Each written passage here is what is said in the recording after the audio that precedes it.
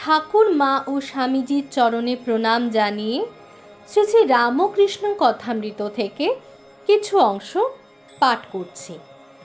আজকে স্বয়ং ঠাকুর আমাদের বলছেন যে কিভাবে সংসার করলে আর ভয় থাকে না ও কিভাবে সেটি করব, আর নিষ্কাম কর্ম ও ভক্তি এই দুটি জিনিস কিভাবে আমরা আমাদের জীবনে আনব, ও কি সেই জিনিস যেটা করলে আমাদের জীবনে শান্তি নেমে আসবে। ঠাকুর আমাদেরকে বলেন যে আমাদের নির্লিপ্ত হয়ে সংসার করতে। আমরা এখান থেকে দেখি কিভাবে ঠাকুর বলছেন আমাদেরকে এইসব করতে। সমবেত ব্রহ্ম ভক্তকে সম্বোধন করিয়া তিনি বলিতেছেন, নির্লিপ্ত হয়ে সংসার করা কঠিন। প্রতাপ বলেছিল, মহাশয় আমাদের জনক রাজার মতো। জনক নির্লিপ্ত হয়ে সংসার করেছিলেন, আমরাও তাই করব। আমি বললুম, মনে করলেই কি জনক রাজা হওয়া যায়? জনক রাজা কত তপস্যা করে জ্ঞান লাভ করেছিলেন। হেটমুন্ডু ঊর্ধ্বপদ হয়ে অনেক বৎসর ঘোরতর তপস্যা করে তবে সংসারে ফিরে গিয়েছিলেন। অর্থাৎ সেই নির্লিপ্ত হয়ে সংসার শুধু জনক রাজাই করতে পেরেছিলেন। অনেক বছর তিনি ঘোরতর তপস্যা করেছিলেন, সেই তপস্যা করে তিনি জ্ঞান লাভ করেছিলেন, তারপর তিনি সংসার করতে পেরেছিলেন। কিন্তু আমরা তো সংসারী, আমরা কিভাবে সেই জিনিসটা করব? আমাদের জন্য কি তাহলে কোনো উপায় নাই? তাই ঠাকুর কি বলছেন আমরা শুনব। তবে সংসারের কি উপায় নাই? হ্যাঁ, অবশ্য আছে। দিন কত নির্জনে সাধন করতে হয়, তবে ভক্তি লাভ হয়, জ্ঞান লাভ হয়, তারপর গিয়ে সংসার করো, দোষ নাই। যখন নির্জনে সাধন করবে, সংসার থেকে একেবারে তফাতে যাবে।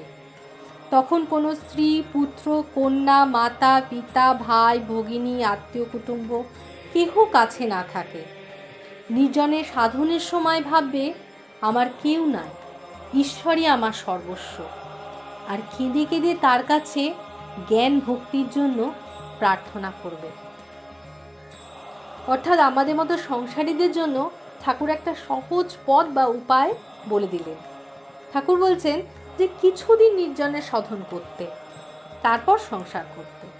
নির্জনের সাধন করলে জ্ঞান ভক্তি লাভ হবে, তারপর যদি সংসার করো, দোষ নাই। কিন্তু যখন আমরা এই নির্জনের সাধন করব, তখন কিছু জিনিস ঠাকুর আমাদেরকে মাথায় রাখতে বলেছেন। 3টে জিনিস। প্রথম, যখন আমরা এই নির্জন সাধন করব, তখন যেন আমাদের স্ত্রী, পুত্র, কন্যা, মাতা, পিতা, ভাই, ভগিনী, কুটুম্ব, আত্মীয় কেহ যেন আমাদের কাছে না থাকে, তাদের থেকে দূরে থাকতে হবে। দ্বিতীয়, নির্জনের সাধনের সময় একটা কথা আমাদেরকে ভাবতে হবে, সেটা হচ্ছে যে আমার কেউ নাই, ঈশ্বরই আমার সর্বস্ব।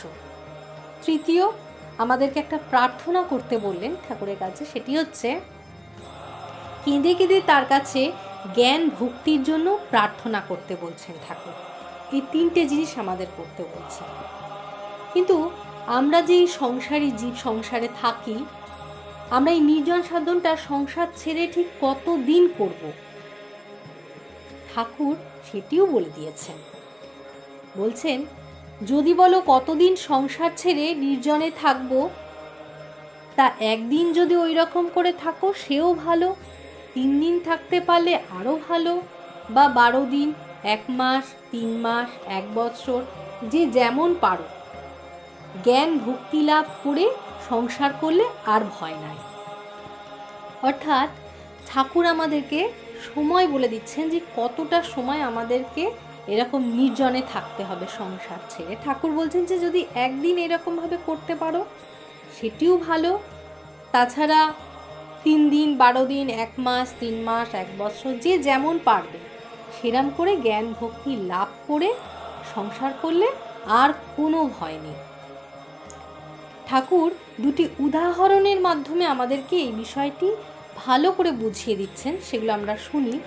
ঠাকুর বলছেন যে হাতে তেল মেখে কাঁঠাল ভাঙলে হাতে আঠা লাগে না, চোর চোর যদি খেলো, বুড়ি ছুঁয়ে ফেললে আর ভয় থাকে না। একবার পরশমণিকে ছুঁয়ে সোনা হওয়ার পর 1000 বছর যদি মাটিতে পোতা থাকো, মাটির থেকে তোলবার সময় সেই সোনাই থাকবে।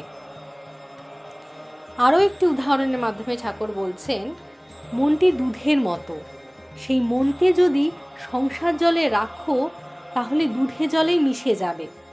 তাই দুধকে নির্জনে দই পেতে মাখন তুলতে হয়। যখন নির্জনে সাধন করে মনরূপ দুধ থেকে জ্ঞান ভক্তিরূপ মাখন তোলা হলো, তখন সেই মাখন অনায়াসে সংসার জলে রাখো। সে মাখন কখনো সংসার জলের সঙ্গে মিশে যাবে না, সংসার জলের ওপর নির্লিপ্ত হয়ে ভাসবে। অর্থাৎ আমাদের নির্লিপ্ত হয়ে সংসার করার পথ ঠাকুর বলে দিলেন। ঠিক আছে, এবার শ্রীযুক্ত বিজয় গোস্বামী সবে গয়া হইতে ফিরিয়াছেন। সেখানে অনেকদিন নির্জনে বাস ও সাধুসঙ্গ হইয়াছিল। এক্ষণে তিনি গৈরিক বসন পরিধান করিয়াছেন।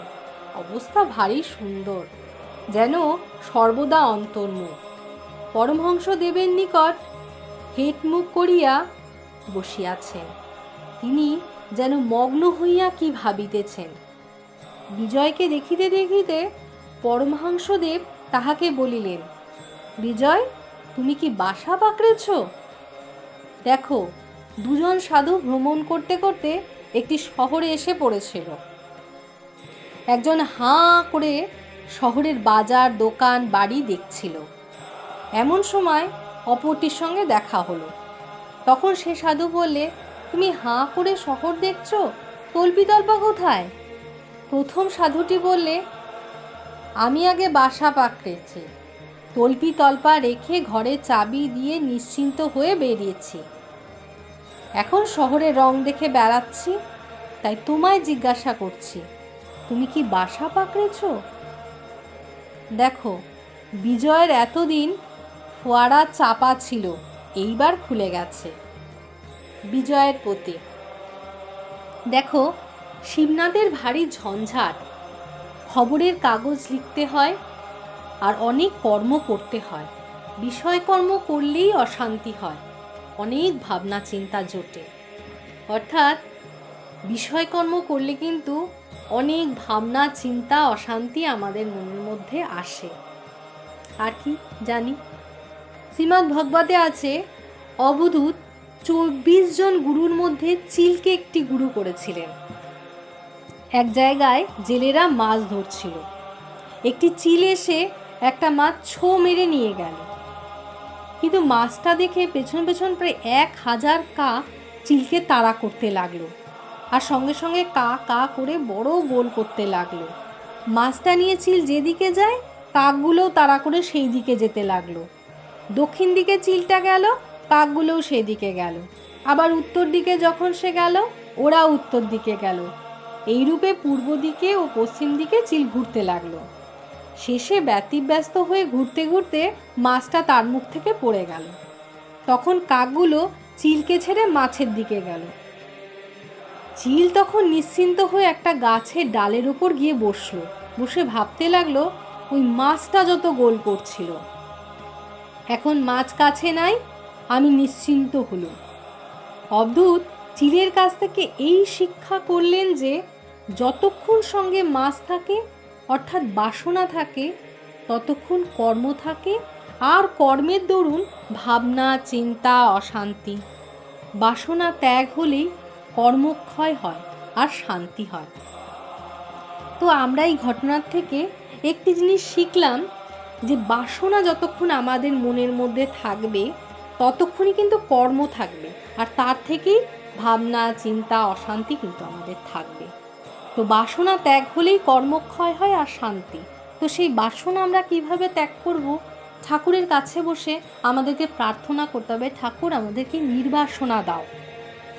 সেই নির্বাসনা হলে, আমাদের বাসনা ত্যাগ হলে আমাদের কিন্তু মনে শান্তি আসবে। আর কি বলছেন? তবে নিষ্কাম কর্ম ভালো, তাতে অশান্তি হয় না, কিন্তু নিষ্কাম কর্ম করা বড় কঠিন। মনে করছি নিষ্কাম কর্ম করছি, কিন্তু কোথা থেকে কামনা এসে পড়ে জানতে দেয় না। আগে যদি অনেক সাধন থাকে, সাধনের বলে কেউ কেউ নিষ্কাম কর্ম করতে পারে। ঈশ্বর দর্শনের পর নিষ্কাম কর্ম অনায়াসে করা যায়। ঈশ্বর দর্শনের পর প্রায় কর্মত্যাগ হয়। দু একজন নারদাদি লোকশিক্ষার জন্য কর্ম করে, অর্থাৎ নিষ্কাম কর্ম করা কিন্তু আমাদের পক্ষে ভালো, প্রত্যেকের পক্ষেই ভালো। ঠাকুর এটি বলেছেন, তাতে কোনো অশান্তি থাকে না, তাতেও শান্তি পাওয়া যায়। কিন্তু এই নিষ্কাম কর্ম যদি অনেক সাধনা থাকে তবেই করা যায় নিষ্কাম কর্ম। আর যদি ঈশ্বর দর্শন হয় তাহলে নিষ্কাম কর্ম করা খুবই সহজ হয়ে যায়। অবধূতের আর একটি গুরু ছিল মৌমাছি। মৌমাছি অনেক কষ্ট করে অনেক দিন ধরে মধু সঞ্চয় করে, কিন্তু সে মধু নিজের ভোগ হয় না। আর একজনে এসে চাক ভেঙে নিয়ে যায়। মৌমাছির কাছ থেকে অবধূত এই শিখলেন যে সঞ্চয় করতে নাই। সাধুরা ঈশ্বরের ওপর 16 আনা নির্ভর করবে, তাদের সঞ্চয় করতে নাই। এটি সংসারীদের পক্ষে নয়, সংসারীরা সংসার পালন করতে হয়, তাই সঞ্চয় দরকার হয়।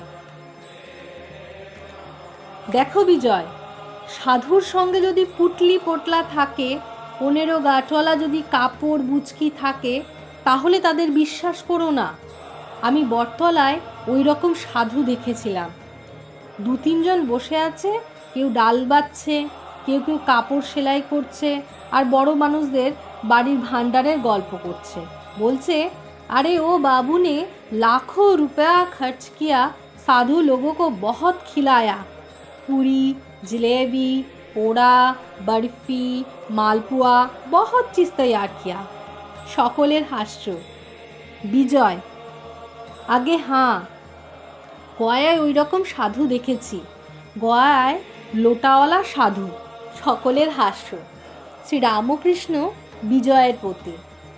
ঈশ্বরের প্রতি প্রেম আসলে কর্মত্যাগ আপনিই হয়ে যায়।